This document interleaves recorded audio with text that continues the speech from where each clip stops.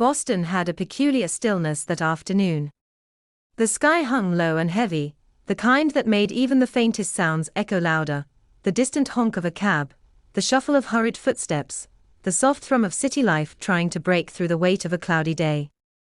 I pushed open the door of the little corner cafe where Sophia and I used to spend quiet mornings. The familiar jingle of the bell overhead greeted me, but today, even that small sound seemed uncertain, hesitant, almost reluctant. She was already there, sitting by the window. The muted light touched her auburn hair, giving it the same warm glow that used to draw me in every single time. She was wearing her navy blue sweater, the one I'd bought her last winter when we could barely afford gifts, but made do with small gestures of love. Her hands were wrapped around her coffee cup, her fingers restless, stirring a drink that had long gone cold. I felt my heart lift for a moment just seeing her, but there was something about her eyes that made the air feel colder. She didn't smile the way she used to, not that easy, unguarded smile that once felt like home. "Hey," I said gently, sliding into the seat across from her. "Got your message. You sounded serious. Everything all right?" She looked up briefly, her lips parting as if to answer, then hesitated. "Ethan," she began, her tone quiet, controlled. "I needed to talk to you about something important." I nodded, forcing a small smile. "Let me guess, graduation stress." "Don't worry, I'll be right there cheering louder than anyone." She looked away. The silence that followed wasn't the comfortable kind we used to share. It was heavy, sharp-edged. I waited, feeling a dull unease crawl up my spine. Then she spoke, her voice barely above a whisper. "I don't think you should come to my graduation." At first, I laughed softly, thinking I'd misheard her. "What? Come on, Soph. I've been waiting for this day for 6 years. You worked so hard. I wouldn't miss it for the world." Her eyes stayed down, fixed on the cup. "Ethan, I just think it's better if you don't." The laughter faded from my throat. "Better? Why would it be better?" She took a breath, and when she looked at me again, her expression was calm, too calm. "People will be there. My professors, my family, friends from Yale. It's complicated." She hesitated, then said it, the words slicing through me like a blade. "I don't want them knowing my fiancé is a maintenance worker." For a few seconds, I couldn't move. I just stared at her, trying to understand if this was some kind of cruel joke. "A maintenance worker," I repeated quietly, each syllable tasting bitter on my tongue. She flinched slightly, but didn't look away. "Ethan, you have to understand. I'm starting my medical career soon. My image matters. People will talk, they'll judge. It's not fair, but that's how the world works." Her words fell like stones, one after another. I opened my mouth to speak, but nothing came out. My mind was a blur of every memory we'd built together, the late-night phone calls, the cheap takeout dinners after my shifts, the way she used to tell me that love mattered more than anything else. I finally managed to whisper, "So that's what I am to you now?" "An embarrassment." She bit her lip, guilt flickering briefly across her face. "It's not like that, Ethan. You know I care about you, but our worlds are different now. I've worked hard for this. Please don't make this harder than it has to be." I looked at her for a long moment, the woman I thought I knew, the woman I'd built my entire future around, and realized she was already gone. Her eyes, once full of warmth and fire, were cold with ambition. "All right," I said finally, the word barely a whisper. "If that's what you want." Her shoulders relaxed a little, and she nodded, almost with relief. "Thank you for understanding." Understanding. That word stung more than anything else. I stood up, leaving a few crumpled bills on the table, though I hadn't touched my drink.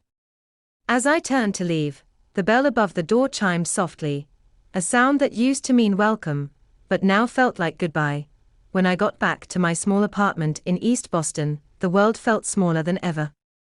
The dim light from the street outside flickered across the walls, revealing the simplicity of my life: a twin bed, a cracked dresser, a stack of bills I hadn't yet faced. I sat down at the old wooden table and pulled out a worn spiral notebook. Inside it were pages and pages of notes, money transfers, bills paid, small gifts bought over the years. Proof of every hour I'd spent working double shifts, so she could study without worry. Each line told a story of exhaustion, of love, of quiet belief that someday it would all be worth it. I flipped through the pages slowly. I remembered how we first met at a volunteer health fair. She'd been full of energy, a first-year med student passionate about helping others. I'd been a janitor, cleaning the floors after the event. She'd dropped her clipboard, I'd picked it up, and somehow, a conversation turned into a connection. She used to say, "Ethan, you're the most genuine person I've ever met. I don't care what you do. You make me feel grounded." But somewhere along the way, that changed. The closer she got to her dreams, the further I drifted from them. Days passed after that cafe meeting, but the heaviness never left me. Then came her graduation day. I told myself I wouldn't go, but my heart betrayed me. I stood far back under the shadow of an elm tree near Yale's courtyard, hidden among strangers. From where I stood, I could see her, confident, graceful, radiant in her scarlet robe. When they called her name, the applause thundered through the air. I should have turned away, but I didn't. Despite everything, pride welled up inside me. She had made it. We had made it, though she no longer saw it that way. After the ceremony, I turned to leave quietly. That's when my phone buzzed. A message from her: "Ethan, can we meet at the cafe near campus at 3? For the first time in weeks, hope flickered in me. Maybe she regretted what she said. Maybe she wanted to make things right. I bought a small bouquet of daisies, her favorite, and walked to the cafe, heart pounding with cautious optimism. She was there, sitting alone. When I placed the flowers on the table, she smiled faintly. "They're lovely," she said softly, before pushing them aside.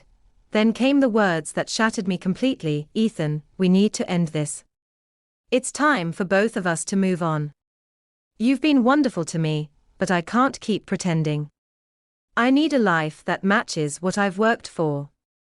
Her tone was gentle but final. I stared at her, the cafe suddenly spinning around me. "After everything I gave up for you," I started, but she cut me off. "Please don't make this harder." She slid her engagement ring across the table toward me. "Keep it. You deserve someone better." And just like that, she was gone. I sat there long after she left, staring at the ring glinting faintly under the cafe lights.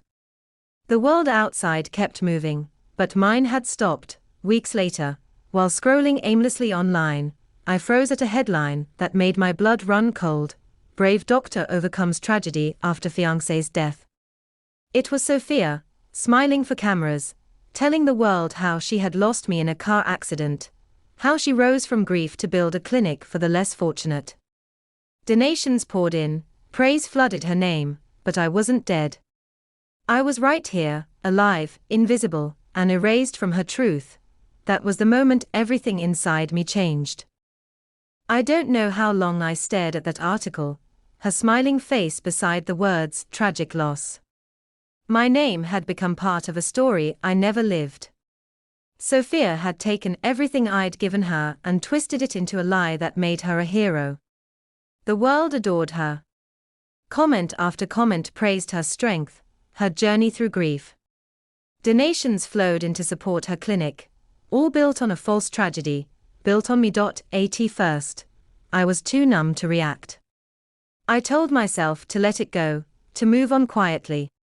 But the more I watched her fame grow, the more a fire began to burn inside me, not hatred, but a deep ache for the truth. I started collecting proof, not to destroy her, but to reclaim what she'd stolen: my story, my name, my dignity. I kept records of the money I sent her, the letters we exchanged, even the old photo of us at the health fair where it all began. Piece by piece, I gathered everything that tied me to her. Months passed. Her image spread everywhere. She gave interviews, spoke at charity events, even appeared on local television. Each time, she mentioned her late fiancé, and how his memory inspired her to help others. I would sit in the dim light of my apartment, listening to her voice through the screen. It was like hearing a stranger wear my life as a disguise. Then one evening, I came across a glossy magazine headline, "Love After Loss, Dr. Sophia Langford Finds Joy Again." There she was, dressed in white, holding hands with a man I instantly recognized, Marcus Hale, a well-known surgeon from one of Boston's biggest hospitals. The same man I'd once seen her talking to outside the clinic months before she ended things with me. The caption beneath the photo read, "Their wedding is set for next month at the Harborview Hotel." I sat there for a long while, staring at that image. It wasn't just the betrayal that hurt anymore.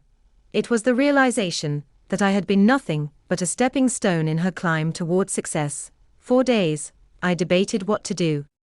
Should I confront her privately? Should I walk away and bury the past? Every part of me wanted peace, but peace doesn't come from silence when lies are built on your name. So, on the morning of her wedding, I made a decision. I didn't go there to ruin her. I went there to free myself. I put on my cleanest shirt, the one I used to wear on special occasions, and tucked the envelope of evidence into my jacket. My hands trembled as I rode the bus to the hotel. The city felt unfamiliar that day, too bright, too loud, too alive for someone about to walk into the past he'd buried. The Harborview Hotel stood gleaming like a palace by the bay, filled with people dressed in luxury. I stood at the entrance for a while, gathering my breath. Inside, the hall was dazzling, crystal chandeliers, white roses, golden ribbons. Laughter filled the air. Cameras flashed as guests toasted the miracle couple. I lingered at the back, unnoticed among the crowd. The MC's voice echoed through the speakers, introducing Sophia as the woman of strength who turned heartbreak into hope. The audience applauded. Sophia stepped forward, radiant in her gown, her smile flawless under the lights. My pulse pounded in my ears. Enough was enough. When the MC handed her the microphone, I moved. The heavy doors behind me creaked open as I walked forward. Heads turned. The applause faded into silence. Sophia's eyes met mine. The color drained from her face. Her grip on the microphone faltered. I stopped halfway down the aisle, holding up the envelope. "Sorry to interrupt," I said, my voice steady though my heart was shaking. "But there's something your guests, and your fiancé, should know." Marcus looked confused. "Who are you?" Sophia's lips parted, but no sound came out. "I'm Ethan Hayes," I said clearly. The man she told the world was dead. A gasp rippled through the crowd. Phones rose to record. Sophia tried to speak, her voice cracking. "Ethan, please," but I handed the envelope to Marcus. "You deserve to know the truth before you make your vows." He opened it slowly. Inside were photos of Sophia and me, on picnics, at her student clinic, messages she'd written thanking me for paying her tuition, even the engagement ring receipt. Every page told the story she'd buried. Marcus's face darkened as he read. "Sophia, what is this?" The crowd whispered louder now. She reached for him desperately. "Marcus, I can explain," he pulled away. "Explain." "You lied to everyone. You used his name for sympathy. You took donations from people who believed you lost him." Her voice broke. "I did it for the clinic. I wanted to help people, by pretending he was dead," he snapped, his voice echoing through the hall. The silence that followed was unbearable. I didn't stay to watch more. I turned and walked toward the door. Behind me, I heard the sound of something falling, Marcus's wedding ring hitting the floor. Outside, the air hit me like a wave of freedom. For the first time in years, I could breathe. By the next morning, the entire city knew. Videos from the wedding went viral. Headlines blared the scandal. Doctor's fake tragedy exposed. Her sponsors withdrew. Donors demanded refunds. The medical board launched an investigation. Within weeks, Sophia's clinic shut down. She disappeared from the public eye, and me? I left Boston. I didn't want fame or pity. I just wanted a new beginning. I found it in a quiet Vermont village. A place with green hills, dirt roads, and skies that didn't carry noise.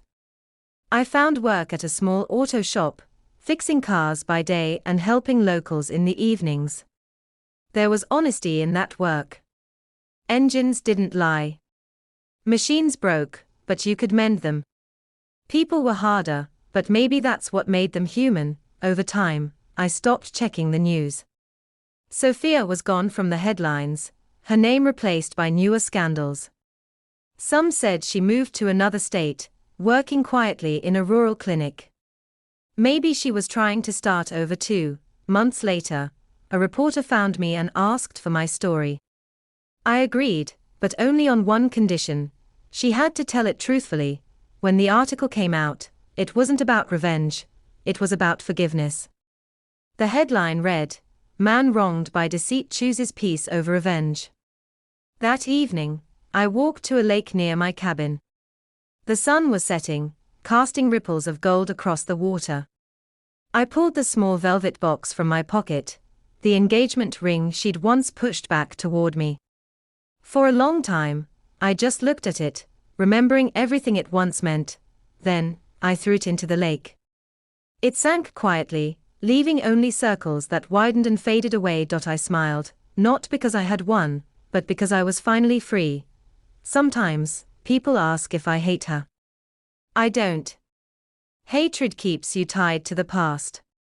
Forgiveness, even when undeserved, is how you reclaim your peace. I've learned that love built on lies always collapses, but truth, no matter how painful, sets you free. Now, when I wake to the sound of wind through the pines and grease on my hands from fixing an old engine, I feel something I hadn't felt in years.